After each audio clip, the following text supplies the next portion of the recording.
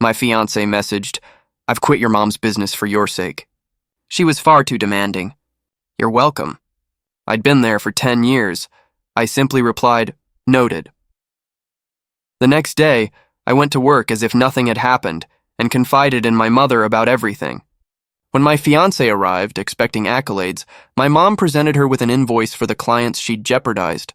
As a 32-year-old male, I need to document this while it's still fresh, as my entire world just imploded, and surprisingly, I'm at peace with it. I'd been with Ashley, 29, for 3 years, engaged for 6 months. She used to work at my mother's accounting firm. My mom built this business from nothing over 25 years, starting in our garage. Now it boasts 15 employees and manages the finances for half the small businesses in town. I've worked there since I was 22, starting in data entry and now holding the position of senior accountant. Yes, I know, working for mommy. Ashley never let me forget how peculiar she found it. But I genuinely enjoy the work, and my mom treats me like any other employee, perhaps even more rigorously to avoid any hint of favoritism. Ashley joined 2 years ago as a client relations manager. Initially, Mom hired her as a favor to me, but Ashley proved adept at her job, charming with clients, organized, and seemingly dedicated. Mom even began entrusting her with more significant accounts. Yesterday at 2 p.m., while I was engrossed in quarterly reports, my phone buzzed. "Babe, I did something incredible for us. I just quit your mom's business." She was becoming excessively demanding, and it was straining our relationship. All those late nights, weekend calls, her ceaseless criticism, it was toxic. "You no longer have to choose between us. You're welcome. Can't wait to celebrate tonight." I stared at my phone for a solid minute. She quit without any discussion, no notice, right before tax season. I texted back, "Noted." Her immediate reply, "That's it? I just liberated us from your controlling mother and you say noted." Me, at work. "We'll talk later." Her, "I did this for you." I didn't respond. Instead, I walked down the hall to Mom's office. She was on the phone, looking stressed. When she hung up, I asked, "Did Ashley just quit?" Mom's face cycled through about 5 emotions. "She sent an email 5 minutes ago. No notice, no transition notes, just, 'I quit effective immediately.' I've been trying to reach her because she has the Morrison Industries presentation tomorrow." Morrison Industries, our second largest client, a presentation Ashley had been preparing for 3 weeks. "She also has the Brennan Group tax documents," Mom continued, "and the Riverside restaurant chain contracts for renewal, all on her company laptop." My stomach sank. She didn't return the laptop or her key card or the company credit card. That's when I realized this wasn't just about quitting. Ashley was actively trying to harm the business. I returned to my desk, finishing my workday as usual. I didn't tell anyone about Ashley's text. At 5 p.m., Mom called a quick meeting. "Team, Ashley has decided to pursue other opportunities. We'll be redistributing her accounts. I know tax season is approaching, but we've handled worse." "Tommy, can you take Morrison?" "Janet, you've got Brennan. I'll handle Riverside personally." Everyone nodded, no questions asked. That's why Mom's business thrives. We're a team. I drove home to find Ashley had adorned the apartment with balloons and a banner proclaiming freedom. She was in lingerie, holding champagne. "Surprise! We're celebrating my last day under your mother's thumb." I sat on the couch. "Ashley, you have client files on your laptop." She waved dismissively. "They'll figure it out." "Your mom's so smart, right? You have Morrison's presentation tomorrow." "Not anymore, I don't," she laughed. "God, you should see your face." "Babe, I did this for us." "Your mom's been poisoning you against me. All those Ashley made an error comments, the Ashley needs better time management meetings." She hates me. Those were performance reviews. Everyone gets them. No, it was targeted. She wanted me gone, so I left. Now she can't control our relationship anymore. "Ashley, you signed a contract. You have company property." Her face shifted. "So what's she going to do? Sue me? Her future daughter-in-law? That'll look great at the wedding." That's when it clicked. She believed she was untouchable because we were engaged. "You need to return the laptop and files tonight." "Absolutely not.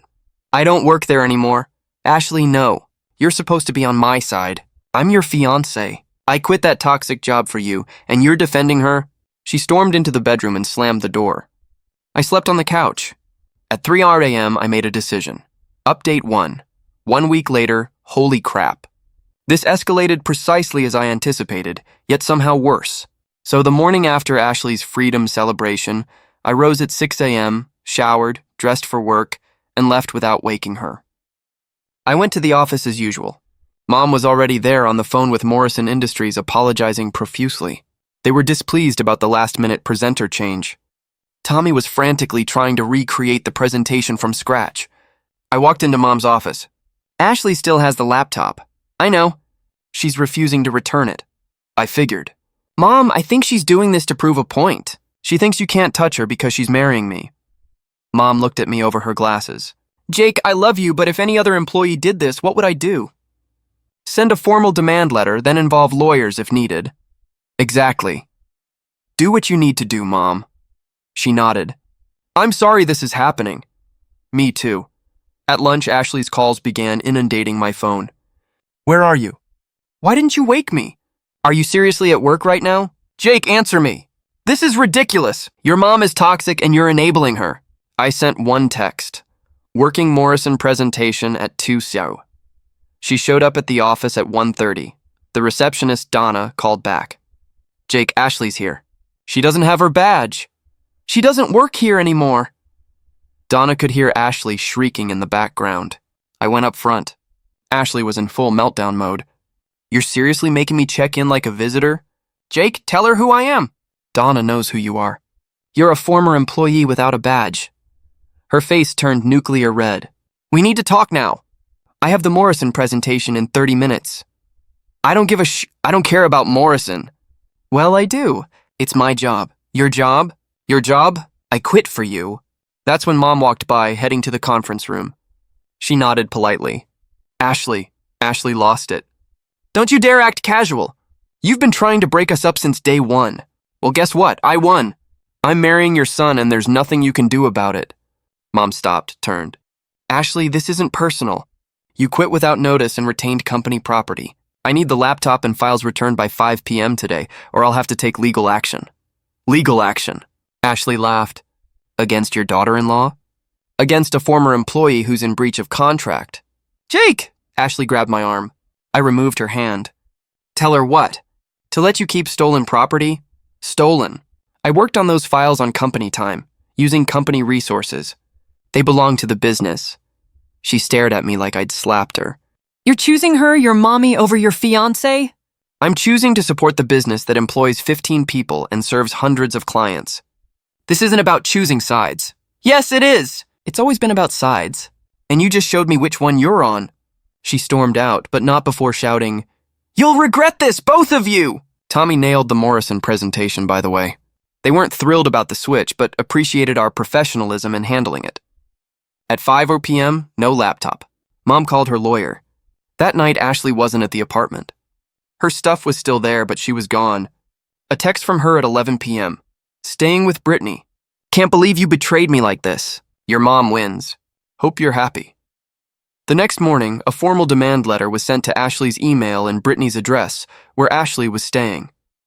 48 hours to return all company property or legal proceedings would commence. Ashley's response posted on Facebook, when toxic family businesses try to threaten you for standing up for yourself. My ex-future mother-in-law is now suing me for quitting her sweatshop, all because I refuse to be her slave anymore. And the worst part? My spineless fiancé is letting it happen. Support small businesses? Not when they're run by monsters. She tagged the business page. We lost 3 clients in 2 hours before Mom could respond professionally. One was Brennan Group, whose files Ashley still had. Mom posted a simple response. We wish Ashley well in her future endeavors. For factual information about this situation, please contact us directly. But the damage was beginning. Then Ashley did something truly foolish. She created a fake email account and sent messages to our clients, claiming to still work for the company, and warning them about unethical practices, suggesting they switch to our competitor, Hartley Accounting. How do I know? Because Ashley isn't tech-savvy and did it from her laptop, the company laptop that still had our security software installed. It pulled the logs, every email, every timestamp, every keystroke. Mom's lawyer was practically giddy. Update 2 weeks later. Ashley's entitlement reached heights I didn't think possible. After the fake email situation, Mom's lawyer sent a cease and desist. Ashley's response, She hired her own lawyer, some ambulance chaser who probably took the case for the publicity. He sent a letter demanding 6 months severance. She worked there 2 years. Payment for emotional distress caused by a hostile work environment, $50,000. A public apology for defamation, withdrawal of all legal action, and a positive reference letter for future employment. Mom's lawyer laughed. Actually laughed on speakerphone, but then Ashley played what she thought was her trump card. I came home from work to find my apartment ransacked. Not burglarized, but reorganized. All my stuff was in boxes by the door. Ashley was there with her 3 friends, including Brittany and her mother, Denise. "Jake," Denise stepped forward, "we need to have a family discussion about this situation." "Family?" "Yes, family. Ashley is your fiancée. Your mother is destroying her life over a petty work dispute." "Denise, I don't want to hear it. You're going to call your mother right now and fix this, or the wedding is off." I looked at Ashley. She was smirking, arms crossed, surrounded by her support squad. Okay, the wedding's off." Ashley looked surprised. "What?" she shrieked. "You heard me. We're done. Please take your things and leave your key." Denise went full mama bear. "You can't break up with her. She quit her job for you." "No. She quit her job to hurt my mother's business, then tried to sabotage it, then tried to extort money from it." "Extort?" Ashley shrieked. "I'm asking for what I deserve." "You deserve to be sued for corporate espionage." "Actually," Brittany jumped in, "you can't evict her. She has rights. She's not on the lease." They all looked at Ashley. She went pale. 30 days? I said, "Legally, I have to give you 30 days. But I want you out." Ashley started crying. Not sad tears, angry tears. "You're going to regret this. I'm going to destroy you both." "Cool. Don't forget to return the laptop." They left with half her stuff. Ashley forgot the laptop again. That night, she went full scorched earth on social media. She posted our engagement story but twisted it. How I pursued her relentlessly at work. I asked her for coffee once. How my mom forced her to work unpaid overtime. She was salary and rarely stayed late. How the whole family was abusive and controlling. She posted screenshots of private texts, selectively edited, of course, making me look like a mama's boy who couldn't function without mommy's approval. The thing is, some people believed her. I got messages from mutual friends asking if I was okay, if the abuse allegations were true. Abuse? Because I wouldn't let her steal from a business? Then she made her biggest mistake. Remember those client files she had? She tried to use them. She reached out to Morrison Industries directly, offering to do their accounting independently for 30% less than what Mom's firm charged. One problem. Morrison's CEO, Patricia Morrison. She's Mom's best friend from college. They were bridesmaids at each other's weddings. Patricia forwarded everything to Mom immediately. Now, it wasn't just theft and defamation. It was attempted client poaching in violation of her non-compete clause. Mom's lawyer filed an emergency injunction. Ashley was served at Brittany's apartment the next day. Her lawyer dropped her immediately.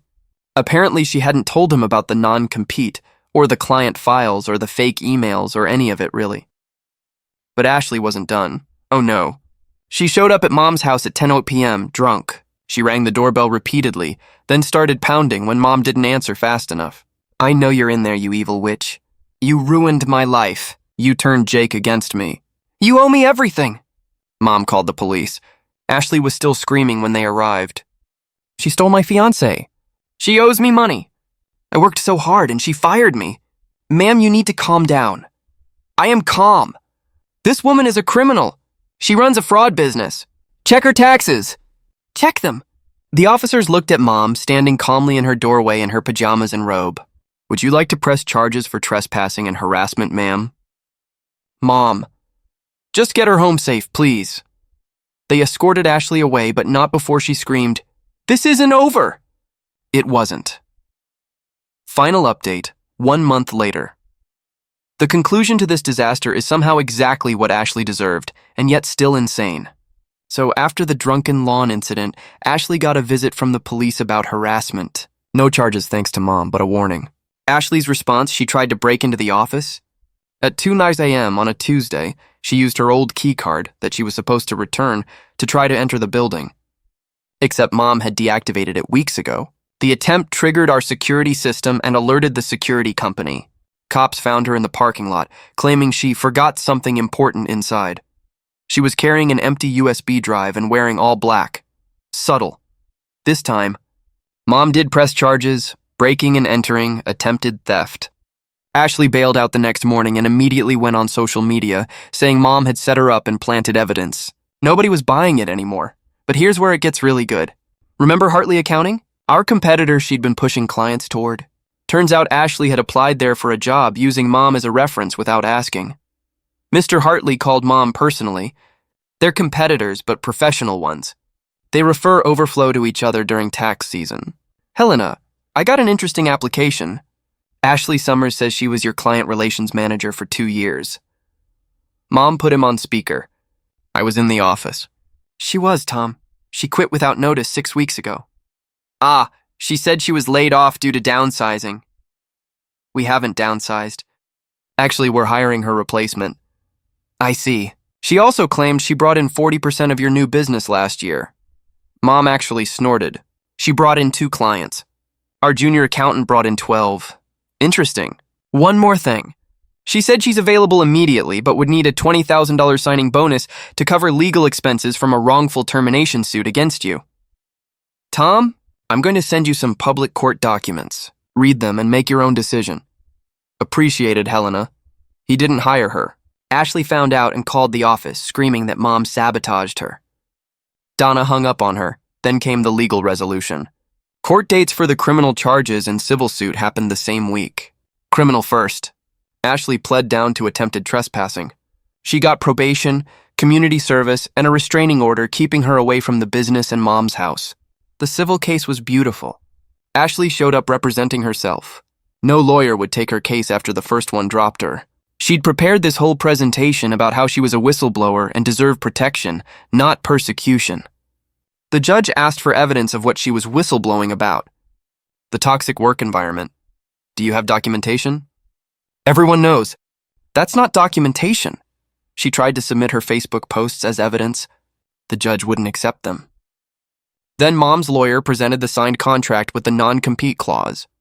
The emails showing Ashley quit without notice, security footage of her trying to break in, logs of the fake emails sent to clients, screenshots of her social media defamation, Patricia Morrison's testimony about Ashley trying to poach her business, and written statements from 3 clients who left due to Ashley's fake emails.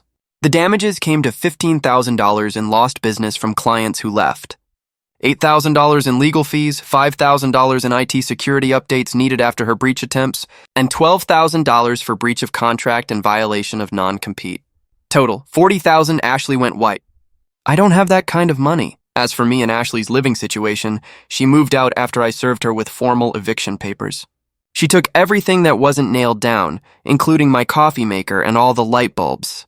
Petty to the end. But she made one final mistake. She kept the engagement ring. See, in our state, an engagement ring is a conditional gift, the condition being marriage. No marriage, ring goes back. I asked for it back. She refused, saying it was a gift and payment for emotional damages. Small claims court. She had to return it or pay the value, $4,000. She didn't have it, said she lost it. The judge didn't buy it. We found out later she pawned that too. Same shop as the laptop. They still had it. I got my ring back. Returned it to the jeweler for 70% of its value. I used the money to take Mom on a nice vacation after tax season ended. We needed it. Ashley, last I heard through the grapevine, she's living with her parents, working part-time at a clothing store, still posting about the injustice on social media to an increasingly smaller audience. She's paying Mom $500 a month for the next 6.6 years. She can't get hired at any accounting firm in town. Word travels. Her new boyfriend dumped her when he Googled her name and found the court records. Mom's business is thriving. We actually got 2 new clients from the Morrison presentation Tommy nailed. Patricia Morrison was so impressed with how we handled the crisis that she referred her business partners. We hired a new client relations manager, Evelyn. She's 55, has 30 years of experience, and definitely isn't trying to marry me. I'm good. Better than good. I learned that when someone tells you they're doing something for you that you didn't ask for, they're really doing it for themselves. Ashley thought she was irreplaceable. She thought being my fiancé made her untouchable. She thought she could hurt the business my mom spent 25 years building and face no consequences. She thought wrong. The funniest part, she still doesn't get it. Still posts about how she was betrayed and victimized for standing up for herself. Standing up for yourself doesn't mean burning down everything around you and expecting everyone to thank you for the warmth. Edit. To everyone asking why I proposed to her in the first place, she wasn't always like this. Or maybe she was and hid it well. The entitlement seemed to grow with the engagement, like the ring was a license to act however she wanted. Edit 2. Yes, all the legal stuff is real. I have the documents. No, I won't share them. We've had enough drama. Edit 3.